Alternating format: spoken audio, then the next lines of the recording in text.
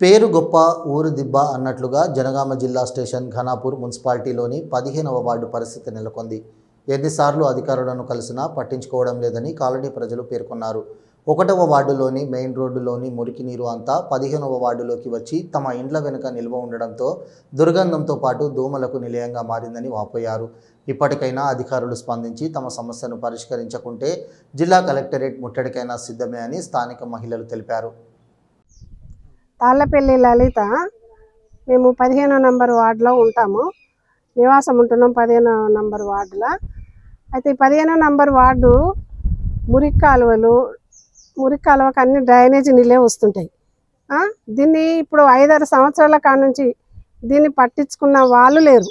ఎన్నిసార్లు మేము గ్రామ పంచాయతీకి వచ్చి అప్లికేషన్లు పెట్టినాము, వాళ్ళందరూ వచ్చి కూడా చూసిండ్రు, గ్రామ పంచాయతీ వాళ్ళు వచ్చి కూడా చూసిండ్రు, అయినా కూడా ఏం పట్టించుకోలేదు.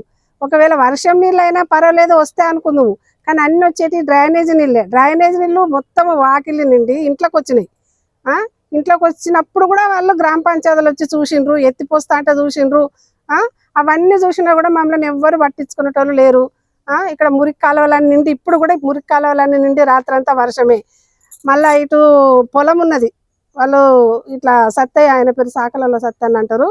వాళ్ళు ఇన్ని రోజులు నీళ్ళటు పోనిచ్చేది, వాళ్ళు పొలం కాబట్టిగా, మాది మేము పంట పండించుకునే పొలం కాబట్టిగా మేము పోనీయమని వాళ్ళు అడ్డము కట్టేసిండ్రు.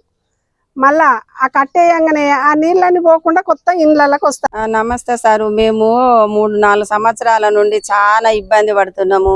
ఈ మురికాలను ఎన్ని అప్లికేషన్లు పెట్టినా కూడా మమ్మల్ని పట్టించుకునే నాదు లేరు. మేము కడియం దగ్గరికి పోయినాము, మేము గ్రామ పంచాయతీకి పోయినాము.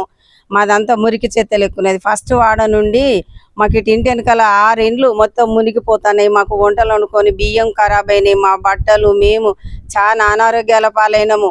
ఇక్కడ ఇద్దరు మా కాలనీ కూడా ఇదంతా డస్ట్ పట్టి మాకు మురికి కాలువతోటి హాస్పిటల్కి పోతే మాకు అదొక డస్ట్ తోటే బీమారు వచ్చిందని మాకు డాక్టర్లు చెప్పింది. ఆ గల్లీలో 2 చచ్చిపోయినా మమ్మల్ని పట్టించుకునే వాళ్ళు లేరు. మా ఇండ్లకు కూడా చాలా మురికి కాలువలు, ముందు వెనకాల సీసీ రోడ్డు లేదు, ఏది లేదు. మేము గ్రామ పంచాయతీకి పోయి మేము ప్రతిదానికి మేము అందించినా కూడా మమ్మల్ని పట్టించుకునే నాదులు లేరు. మాకు ఇంటి ముందు సీసీ రోడ్ లేదు, ఏది లేదు. మేము ఎన్నిసార్లు చెప్పినా మురికి కాలువ అనేది లేదు, మాకు ఏది కూడా పట్టించుకోలేదు సార్. మేము ఊర్లో ఉన్నామా లేదా, ఓట్లప్పుడు మమ్మల్ని ప్రతిదాన్ని మళ్ళీ ప్రోత్సహించి ముందుకు రమ్మంటారు. ఇప్పుడు మా శ్రమను, మా కష్టము మరి అసలు బిల్కులు ఎవరు పట్టించుకునే నాదులు లేరు. మేము చచ్చిపోయే పరిస్థితి. ఒకసారి మా గల్లీకి వచ్చి మా ఇళ్లలోకి వచ్చి మేము వండుకునేటట్టు ఉండటట్లేదు. 15వ వార్డులో